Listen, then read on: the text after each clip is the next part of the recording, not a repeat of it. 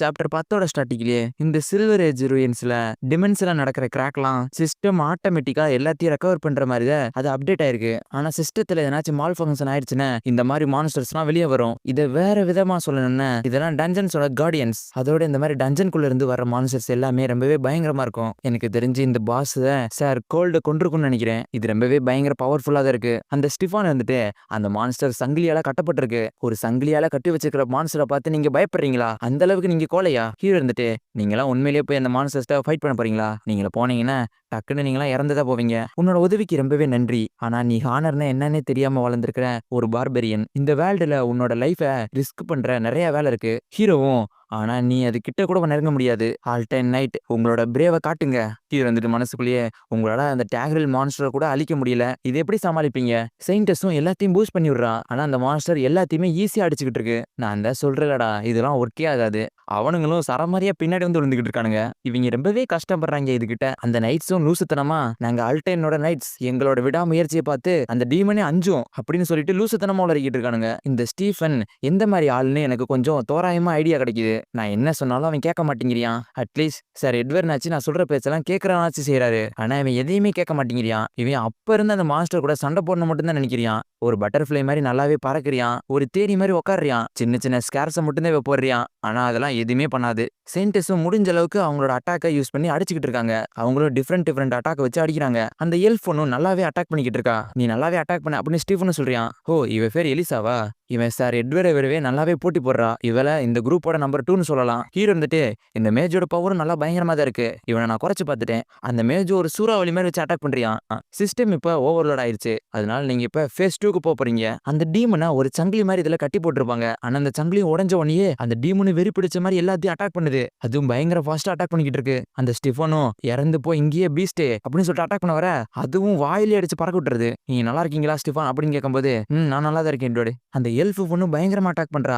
ஆனா அவளோட அட்டாக்கும் அது மேல வேலையை செய்ய மாட்டேங்குது. அவளையுமே அதை அடிச்சு பறக்க விட்டுருது. அதுவும் ஒரு ஃபயர் எனர்ஜி மாதிரி வச்சு அட்டாக் பண்ணிக்கிட்டே வர கடைசி அந்த சயின்டிஸ்ட் அட்டாக் பண்ண வருது. நம்ம ஹீரோவும் முன்னாடி வந்து நின்னுட்டு அந்த ஃபயர் எனர்ஜியை தள்ளி விட்டுறியான். என்னைய மன்னிச்சிரு, நான் ரொம்பவே ஸ்லோவா மூவ் பண்ணிட்டேன். அதனாலதான் இவ்வளவு மெதுவா வந்துட்டேன். இது ஒரு கிரில் பெஸ்ட். இதை நான் ஹேண்டில் பண்ண முடியுமா? எனக்கே இது சந்தேகமா தான் இருக்கு. இப்ப இருக்க என்னோட பாடியோட ஃபுல் பவர் நான் என்னன்னு டெஸ்ட் பண்ணணும். என்னோட மார்ஷியல் ஆர்ட்ஸ் எபிலிட்டியை வச்சு இந்த டீமனை தோக்கடிக்க முடியுமான்னு பார்க்கணும். நான் மேஜா இருக்கும்போது இந்த மாதிரி ஜெயிக்கவே முடியாது கேம்பிளிங்ல. நான் போட்டியே போட மாட்டேன். ஆனா இப்ப அப்படி கிடையாது. நான் ஒரு வாரியர்ஸ். இந்த ஃபீல் த்ரில்லிங்கா இருக்கு. ஏன்னா நான் ரொம்பவே ஸ்ட்ராங்கான ஒரு ஆப்போனண்ட்டை இப்ப ஃபேஸ் பண்ணிக்கிட்டு இருக்கேன். இந்த ஒரு த்ரில்ல என்னோட ஃபாஸ்ட் லைஃப்ல நான் அனுபவிச்சதே கிடையாது. நான் இப்ப மார்ஷியல் ஆர்ட்ஸ் வாரியரா ரொம்ப தூரமா நடந்து வந்துட்டேன். அந்த பாதையில வந்தனால இப்ப ஜெரால்டு கூட என்னை பார்த்தா ரொம்பவே பெருமைப்படுவாரு. ஹீரோ நினைச்சு பாக்குறியான். அவங்க மாஸ்டர் என்ன சொல்லியிருக்காங்கன்னா, உனக்கு எப்பெல்லாம் உன்னோட ஆப்போனண்ட்டை பார்த்து சந்தேகம் வருதோ அப்பெல்லாம் அவனை அடிச்சு பாரு. எவ்வளவு ஸ்ட்ராங்கா இருக்கேன்னு நீ சோதிச்சு பார்க்கணும். அதுவும் அட்டாக் பண்ண நம்ம ஹீரோ தப்பிச்சுட்டு இந்த பாடி என்னோட பாடியை ஒரு நார்மலான ஸ்வாட் வந்து கிழிச்சுச்சுன்னா அந்த ஸ்வாடு தான் உடையும். ஆனா அந்த டிமானிக் ஸ்வாட் வந்து கிழிச்சுச்சுன்னா எனக்கு தான் அடிப்படும். நம்ம ஹீரோ அதோட பின்னாடி போக அது ஒரு பேக்குக்கு வருது. அதுவே நம்ம ஹீரோ மேல பட்டுருது. செயின்டஸும் ரிஃபான்னு கத்த இல்ல நான் நல்லா தான் இருக்கேன். செயின்டஸே நம்ம ஹீரோ பார்த்து சாக்காயிட்டு ஓ மை காட் இதுதான் ஆறாவீஸ்வரோட பவரா? நான் மட்டும் கிரவுண்ட்ல குனிஞ்சிருந்தேனே அந்த அட்டாக்ல இருந்து தப்பிச்சிருப்பேன். ஆனா மாஸ்டர் கொடுத்த ட்ரைனிங்னால எனக்கு அட்டாக்க வாங்கணும் போலதான் தோணுது. அதை விட்டு போக மனசே வரல. இந்த வாய்ப்பை பயன்படுத்தி என்னோட மார்ஷியல் ஆர்ட்ஸ் ட்ரைனிங்க நான் ரிஃபைன் பண்ணி ஆகணும். அந்த மான்ஸ்டரும் ஏதோ சொல்ல அது ஹீரோக்கு புரியவே இல்ல. நீ என்ன பேசுறேன்னு எனக்கு புரியல. நம்ம ஹீரோவும் வெறும் கைய வச்சு ஆராவை வச்சு சண்டை போட்டுக்கிட்டு இருக்கான். என்ன ஆராவா அப்படின்னு ஸ்டிஃபானும் பாக்குறியான். எப்படி இது முடியும்? இந்த மாதிரி லோ ஃபேமிலில இருந்து வந்த ஒரு பையன் இப்படி ஆரா யூஸ் பண்றான். ஈவன் என்னால கூட இந்த ஆராவை அவேக்கன் பண்ண முடியலையே. இவன் ஒரு மனுஷனா இல்ல மான்ஸ்டரா? எங்கிருந்து வந்திருக்கான்? இது உண்மை கிடையாது அப்படின்னு ஸ்டிஃபானே பார்த்து பயப்படுறான். என்னடான்னு பார்த்தா நம்ம ஹீரோ வெறும் கையை வச்சு அந்த மான்ஸ்டருக்கு ரத்த வர வரை கழிக்கிறான். அதோட சாப்டர் முடிஞ்சிரு. சாப்டரோட ஸ்டார்டிங்ல நம்ம ஹீரோவும் அந்த கிரில் பீஸ்ட் கூட சண்டை போட்டுட்டு இருக்கான். இந்த கிரில் பீஸ்ட் கூட சண்டை போடும்போது எனக்கு தெரியுது நான் கத்துக்கிட்ட டெக்னிக் எவ்வளவு பவர்ஃபுல்லானதுன்னு. என்னால ஈஸியா பார்க்க முடியுது. இது அடுத்து டியூல் அட்டாக் தான் பண்ண போகுது. இந்த கார்டியன் மாஸ்டர்ஸ் நம்ம அடிச்சு போட்டாலும் அது இன்ஜுரி ஆகாது. ஏன்னா இந்த டஞ்சன் அதுக்கு மானாவை கொடுத்துக்கிட்டு இருக்கு. நம்ம ஹீரோ வந்துட்டு அது பண்ற அட்டாக்ல இருந்து தப்பிச்சு போயிட்டு அதை அட்டாக் பண்ணிக்கிட்டு இருக்கான். ஹீரோ இருந்துட்டு கத்துக்கிட்ட டெக்னிக் எல்லாம் அது மேல யூஸ் பண்றியான். இது பர்ஃபெக்டா இருக்கு. இது என்னோட சாண்ட் பேக் மாதிரி இருக்கு. நம்ம ஹீரோ அது கூட சண்டை போட்டுக்கிட்டு இருக்கும்போது இது ரொம்ப நேரம் நான் போக விடக்கூடாது. நான் கிலாமிட்டி ஆன் யூஸ் பண்ணா இது ஈஸியா முடிச்சிடலாம். ஆனா இந்த இடம் ஃபுல்லாமே அழிஞ்சிரும். அதுக்கடுத்து எனக்கு நிறையவே பிரச்சனை வரும். அது ரொம்பவே ஆணியங்கா இருக்கும். இப்ப நான் என்ன பண்ணேன்? அந்த மேஜ் இருந்துட்டு ரிஃபான் உன்னோட ஸ்வாடேடு அதுல உன்னோட ஆறாவை செலுத்தி அதை போய் அட்டாக் பண்ண. ஹீரோ இருந்துட்டு மனசுக்குள்ளேயே இது என்ன எனக்கு தெரியாதனால பயன்படுத்தாம இருக்குன்னு நினைக்கிறீங்களா? எனக்கு ஸ்வாடு மேல ஆறாவை யூஸ் பண்றது எப்படின்னு தெரியாதுங்க.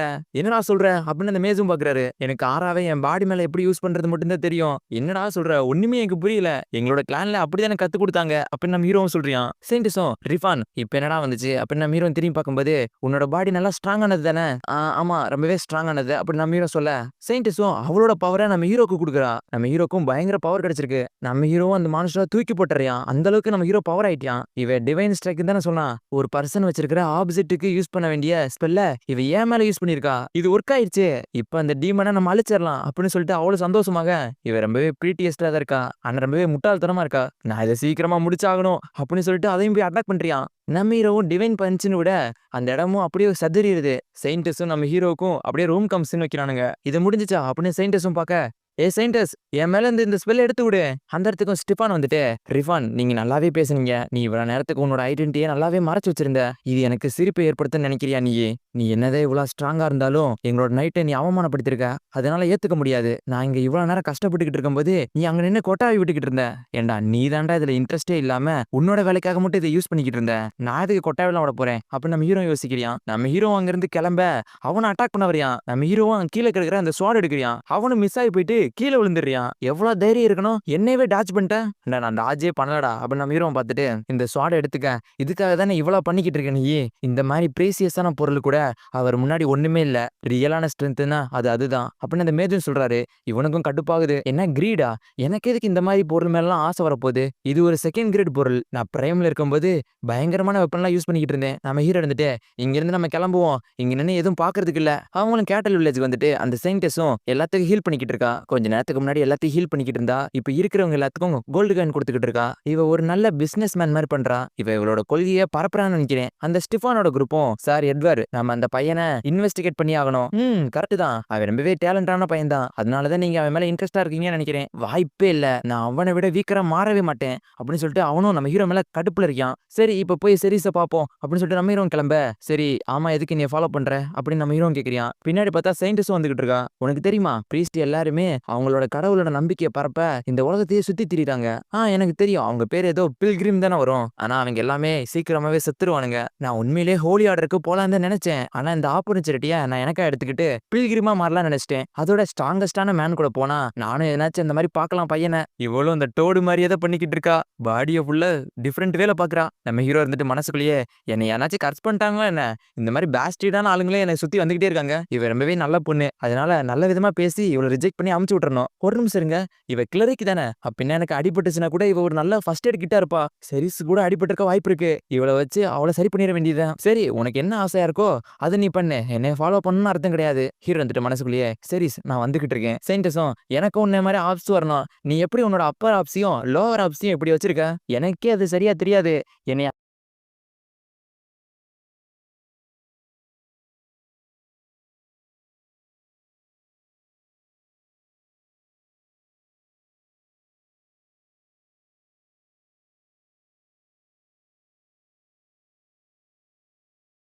சாப்டர் 12 தான் பார்க்க போறோம். வாங்க பார்க்கலாம். அதுக்கு முன்னாடி சேனலை சப்ஸ்கிரைப் பண்ணாதுங்க. சப்ஸ்கிரைப் பண்ணிக்கங்க. சாப்டர் 12 ஸ்டார்டிங்ல சர்டன் பிரின்சிபாலிட்டி கான்டினென்டோட நார்த்ல லொகேட் ஆயிருக்கு. இது ஒரு வணிகம் பண்ற ஏரியா. இது நிறைய நேஷன்ஸோட பார்டர்ல இருக்கறனால அதோட இதுக்கு இடையில ஜூரன் ரிவர் ஓடுறதுனால இதுக்கு வணிகம் பண்றது ரொம்பவே ஈஸியா இருக்கு. நாங்க இப்ப ஜிப்லனுக்கு வந்திருக்கோம். இந்த இடத்தோட சென்டர் சயின்டிஸ்டும் நீங்க நினைச்ச மாதிரியே இது வணிகத்துக்கு நல்ல சிட்டி தான். ஆனா ரொம்பவே பிஸியாவும் இருக்கு. குரோம் நாட்டுல இருந்து லேண்ட வாங்கிக்கிட்டவங்க இருந்தத இந்த வணிகத்தை தான் செய்யறாங்க. அவங்க ரொம்பவே பணவெறி பிடிச்சவனுங்க. ஹீரோ மனசுக்குள்ளேயே சரி செங்கருப்பா அப்படின்னு நினைச்சிட்டு தான் போறியான். செயின்டிஸும் கொஞ்சம் மெதுவா போயாண்டா. அங்க ஒருத்தனை போட்டு அடிச்சுக்கிட்டு இருக்கான். அவனை கட்டி போடுங்க என்னை விட்டுருங்க அப்படின்னு சொல்லிட்டு அவன் அழுதுகிட்டு இருக்கான். ஏண்டா என்ன தைரியம் இருந்தா ரோல் ஃபன்னோட ட்ரேட் யூனியனவே இன்சல்ட் பண்ணுவ. நீ ஒரு பிச்சைக்காரன்டா. நீ எல்லாம் இப்படி பண்ணலாமா. இவன் ரோல் ஃபன் ட்ரேட் யூனியனோட ஹெட் டெர்க்யூ. நான் உனக்கு பாடத்தை கத்து கொடுக்குறேன் பெக்கர் அப்படின்னு சொல்லிட்டு அவனை போட்டு அடின்னு அடிக்கிறியான். அந்த டெரிக்கும் நான் உன்னை 30 தடவை அடிச்சிருக்கேன். அப்போ 30 கோல்டு காயின் உனக்கு கொடுத்துட்டு போறேன் அப்படின்னு சொல்லிட்டு அங்கிருந்து போறியான். என்னடா பண்றீங்க அப்படின்னு சொல்லிட்டு செயின்டிஸும் உங்களுக்கு ஒன்னும் ஆகல ரொம்பவே தேங்க்ஸ்மா அப்படின்னு அந்த பெரியவரும் சொல்றாரு. என்ன மாதிரி மோசமான பர்சன் அவன். போலீஸை கூப்பிடுங்க அப்படின்னு சொல்லிட்டு செயின்டிஸும் சொல்ல இல்ல இந்த கொஞ்சம் பணம் எனக்கு இங்க எதனாச்சும் ஒரு இடத்த அமைக்க உதவும். என்ன பணத்தை கொடுத்தனால நீங்க எதுவுமே செய்யாம இருக்க போறீங்களா அப்படின்னு சயின்டிஸ்ட் கேட்கும்போது, நான் தான் சொன்னல இங்க இருக்கிற எல்லாருமே பணத்துக்கு அடிமையா இருக்கானுங்க அப்படின்னு நான் மீறவும் சொல்றியான். நான் இது வரைக்கும் சுத்தி பார்த்த எல்லா இடத்தையும் வச்சு எனக்கு எல்லாமே தெரிஞ்சிச்சுன்னு நினைச்சேன். ஆனா இந்த இடத்துக்கு வந்த பிறகு எனக்கு எதுவுமே தெரியலன்னு புரியுது. ஏன்னா இங்க இருக்கிற எல்லாருமே பணத்துக்கு ஒரு அடிமையா இருக்கானுங்க. இங்க என்ன தண்டனை செஞ்சாலுமே அது கடைசியில பணத்துல தான் முடியுது. செயின்டிஸும் சரி இந்த மாதிரி ஒரு இடத்துல உனக்கு என்ன வேலை அப்படின்னு நம்ம ஹீரோ பார்த்து கேட்க, வாங்கத என்ன வாங்க நான் எல்ஃபா வாங்க தான் வந்திருக்கேன் அப்படின்னு நம்ம ஹீரோவும் மூஞ்சி ஒரு மாதிரி வைக்க, செயின்டிஸும் அப்ப நீ அந்த மாதிரி ஆளா அப்படின்னு கேட்கும்போது, எனக்கு புரியுது நீ எந்த மாதிரி எடுத்துப்பேன்னு, ஆனா நான் அதுக்காக வாங்கல அப்படின்னு சொல்லும்போது, அப்ப வேற எதுக்கு என்னால எக்ஸ்பிளைன் பண்ண முடியாது என்னோட ஃபாஸ்ட் லைஃப்பை பத்தி இவளுக்கு எப்படி சொல்ல. சரி ஆம்பளைங்களால இப்படி தானே அப்படின்னு சொல்லிட்டு அவளும் முன்னாடி போக, அப்படிலாம் கிடையாது ஏன்னா நீ என் கூட வந்திருக்கீல்ல. ஆமா அது உண்மைதான். அங்க கட் பண்ணி வேற ஒரு இடத்துல, என்ன ரோல்ஃப் அண்ட் ட்ரேட் யூனியன் வந்து மெர்ச்சன்ட்ஸ்க்கு நல்லது செய்யலையா? ஏன்னா அவனுங்க தெருக்கல்ல நின்னு நம்மளை பத்தி பேசிக்கிட்டு இருக்கானுங்க, அதனால அவனுக்கு காசு கிடைக்குது கரெக்டா? ஆமா மாஸ்டர் அப்படின்னு சொல்லிட்டு ஒரு எல்ஃபும் சொல்றான். பிரேட் கொஞ்ச நாள் ஆச்சு உன்னை பார்த்து. ஆமா ட்ரேக்யூ நீ ஒரு ஸ்லேயர் எல்ஃபை கொஞ்ச நாளைக்கு முன்னாடி வாங்கிட்டு போன, என்ன ஆச்சு? இவனை வேற இங்க சந்திக்க வேண்டியதா போயிருச்சு. அவன் என் பேச்ச கேட்க மாட்டேங்கிறா, அதனால திருப்பி அனுப்பிச்சிட்டேன் அப்படின்னு அவனும் சொல்ல, இவன் எல்ஃபை கூட உன்னால சமாளிக்க முடியலையா அப்படி சொல்லிட்டு அவனும் அசிங்கமா சிரிக்கிறியான். டாப் 10 ட்ரேட் யூனியன்ல கேரன் இடம் பெறாருது இப்பதான் எனக்கு புரியுது. அப்ப உன்னால முடியும்னு நினைக்கிறியா அப்படின்னு அந்த ஒயிலட் ஹேரன் கேட்க, அவளை இதுக்கு முன்னாடி நிறைய பேர் அமைச்சிருக்காங்க திருப்பி, ஏன்னா அவ ரொம்பவே சீப்பு, இப்பதான் எனக்கு புரியுது எதுக்குன்னு. அந்த ட்ரேக்கியோ மனசுக்குள்ளே நினைக்கிறியா, அந்த எல்ஃபை மட்டும் நான் டேம் பண்ணிட்டேன்னு அவளோட முகத்தை பார்க்க எப்படி இருக்கும்? அங்க கட் பண்ணி நம்ம ஹீரோவும், என்னமா பண்ற? பார்த்தா தெரியல ஒர்க் அவுட் தான், ஆனா இவ ரொம்பவே ஸ்கின்னியா இருக்கா, இவ்வளவு ஹார்டா பயிற்சி பண்ணியும் எதுக்கு இவளுக்கு ஒண்ணுமே ஆகல? நீ உன்னையே கஷ்டப்படுத்திக்காத, ஏன்னா உனக்கு தசை பிடிச்சிக்கிச்சுன்னா நாங்க ஒண்ணும் பண்ண முடியாது. பரவாயில்ல பரவாயில்ல நான் அசைய முடிய மாதிரி தான் இருக்கு அப்படின்னு செயின்டிஸும் சொல்றான். நம்ம ஹீரோவும் பார்த்து சாக்காரியா, என்ன என்ன நினைக்கிறீங்க அப்படின்னு செயின்டிஸும் பாக்குறான். ஹீரோ இருந்துட்டு மனசுக்குள்ளேயே இவரோட மசில் எதுக்கு கெயின் ஆகலன்னு நான் கண்டுபிடிச்சிட்டேன். ஹீலிங் மேஜிக் வந்து டைமை ரிவர்ஸ் பண்ற மேஜிக்கு ஈக்குவல் ஆனது. மசில் வந்து ஃபர்ஸ்ட் ஸ்ட்ரெச் ஆகும், அதுக்கடுத்து ரீஜெனரேட் ஆயிட்டே இருக்கும், அது திருப்பி திருப்பி இதே ப்ராசஸ் தான் செஞ்சு மசில் கெயின் ஆகும். ஆனா இவ அவளுக்கு மேலேயே ஹீலிங் ஸ்பெல்ல போட்டுக்கிறனால இவ ஸ்டார்ட் பண்றதுக்கு முன்னாடி எப்படி இருந்தாலோ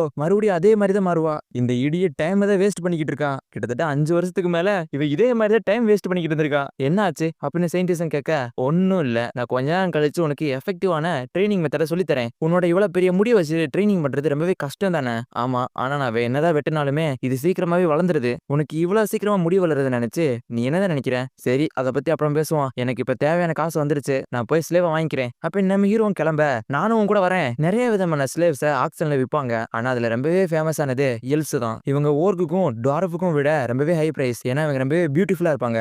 அதனாலதான் அவங்க மிச்ச ஸ்லேவை விட ரொம்பவே டிஃப்ரெண்ட் ஆனவங்க. அவங்களோட அடுத்த பாப்புலாரிட்டிக்கு காரணம் அவங்களோட லைஃப் ஸ்பேன் ரொம்பவே அதிகம், அதனால அவங்க ரொம்ப காலம் எங்க இருப்பாங்க. அதனாலதான் ஒரு ஜோக்கு இருக்கு, ஒரு வயசான மெர்ச்சன்ட் ஒரு சின்ன ஹெல்ப் மேல அவனோட எல்லா காசையும் பெட் பண்ணா அவன் வேஸ்ட், ஏன்னா அந்த ஹெல்ப் வளர்றதுக்குள்ளயுமே அவன் இறந்துருவான். செயின்டஸும் இந்த ஆக்ஷனுக்கு பேரு எல்ஃபினியம், அதை நான் கேள்விப்பட்டேன். எல்ஃபினியமா? எல்ஃபோட ஹெவன் பேர் வச்சிருக்கானுங்க, இது எவ்வளவு பெரிய முட்டாள்தனம் அப்படின்னு நம்ம ஹீரோ யோசிக்கிறியான். நான் இதுக்கு முன்னாடி எல்ஃப் ஆக்ஷனுக்குலாம் வந்ததில்ல அப்படின்னு செயின்டஸும் சொல்றான். இவங்க ஓர்ட்ஸை விட கொஞ்சம் பெட்டராவே எல்ஃபை ட்ரீட் பண்ணுவாங்கன்னு நினைக்கிறேன். ஹீரோ இருந்துட்டு எப்படியா இருந்துமே அங்க ஸ்லேவ் தான், அவங்க என்ன ஹாப்பியா இருப்பாங்கன்னு நினைக்கிறியா? அவங்க பாலைவனத்துல இருந்தவங்க, அதோட சாப்பாட்டுக்கு ரொம்பவே கஷ்டப்பட்டவங்க, இப்ப அந்த மாதிரி பிரச்சனை இருக்காதுல்ல. ஹீரோ இருந்துட்டு மனசுக்குள்ளேயே, ஆமா இது ஒரு நார்மலான ஹியூமன் இப்படிதான் திங்க் பண்ணுவியான். ஹியூமனோட மனசை சேஞ்ச் பண்ண முடியாது, அப்படியே சேஞ்ச் பண்ண நினைச்சாலும் அவங்களுக்கு ஃபியர் தான் கிரியேட் ஆகும். நான் வேற மாதிரி ஒரு எம்பையரை கிரியேட் பண்ணணும், என்னோட பாஸ்ட் லைஃப்ல இருந்ததை விட நான் கொஞ்சம் டிஃப்ரெண்டா அதை கிரியேட் பண்ணணும், அதை ஒரு டார்க் எம்பையரா மாத்தாம எல்லா ஃபேசியஸும் நல்லா வாழ்ற ஒரு ஹெவனா மாத்தணும் அப்படின்னு நம்ம ஹீரோ நினைச்சுக்கிட்டு இருக்கும்போது, சரி உங்களை வெயிட் பண்ண வச்சதுக்கு சாரி இந்தா வந்துட்டோம் அப்படின்னு சொல்லிட்டு அவனு ஹெல்ப் காட்ட, செயின்டஸும் என்ன மாதிரி இது இப்படி இருக்கு அப்படின்னு சொல்லிட்டு கண்ணை முடிக்கிறாங்க. அந்த ஸ்லேவ் ட்ரேடரும் சாரிங்க அப்படின்னு சொல்றியான். இந்த பாய் என்ன நினைக்கிறான்னு எனக்கு தெரியல, இந்த மாதிரி பொண்ணை எதுக்கு இங்க வர கூட்டு வந்திருக்கான்? ஃபாரஸ்ட் ஃபேரியோட டிசெண்டன்ட் கிரேட் ஸ்பிரிட்ஸ், அவங்க இந்த நிலைமையிலயா இருக்கணும் அப்படின்னு நம்ம ஹீரோ நினைச்சிட்டு, வேற என்னாச்சும் டார்க்கர் ஸ்கின் இருக்கிற ஸ்லேயர் எல்ஃப் இருக்காங்களா? அந்த ஸ்லேவ் ட்ரேடரும், நீங்க கொஞ்சம் இனிக்கு டேஸ்ட்ல இருக்கீங்க, அந்த மாதிரி ஸ்கின் இருக்கிறவங்க இருக்காங்க. நான் அந்த மாதிரி மீன் படல, நீ கொஞ்ச நேரத்துக்கு முன்னாடி தான் ஸ்லேவர்லாம் பேடுன்னு சொன்ன, ஆனா நீயே இப்படி பண்றீங்க. டார்க்கர் ஸ்கின்ல ஒரு ஸ்லேயர் எல்ஃப் இருக்காங்க, அதை நீங்க பார்க்க தான் வரணும் அப்படின்னு சொல்லிட்டு அவனும் கூட்டு போயிட்டு இருக்கான். நாங்க எல்ஃப்ஸ்க்கு எப்பயுமே நல்ல எக்ஸசைஸ் கொடுப்போம், அதனால அவங்க ஸ்ட்ரெச்சிங்கா இருப்பாங்க, அதோட ஃப்ரெஷ் வெஜிடபிள் அதை தான் நாங்க கொடுப்போம். நம்ம ஹீரோ வந்துட்டு கடுப்பாயிட்டு, நான் எக்ஸ்பிளனேஷனை கேட்க விரும்பல, நீங்க எல்ஃபை மட்டும் எனக்கு காட்டுறீங்களா? அவனும் பயந்துட்டு அந்த இடத்துக்கு போயிடுறாங்க. அந்த ஸ்லேவ் ட்ரேடரும் நம்பர் 148 அவளை பார்க்க தான் நாங்க வந்திருக்கோம், இங்க இருக்கிறவங்க எல்லாம் ஃபுல்லா ரெடி ஆகல, நாங்க ட்ரெயின் பண்ணிக்கிட்டு இருக்கோம், அங்க இருக்கால அந்த ஸ்லேயர் தான் நீங்க கேட்டவங்க அப்படின்னு சொல்லும்போது நம்ம ஹீரோவும் பார்த்துட்டு அழுதுட்டியான். அதுவும் சீரியஸ் தான். அதோட அந்த சாப்டர் அங்கேயே முடியுது.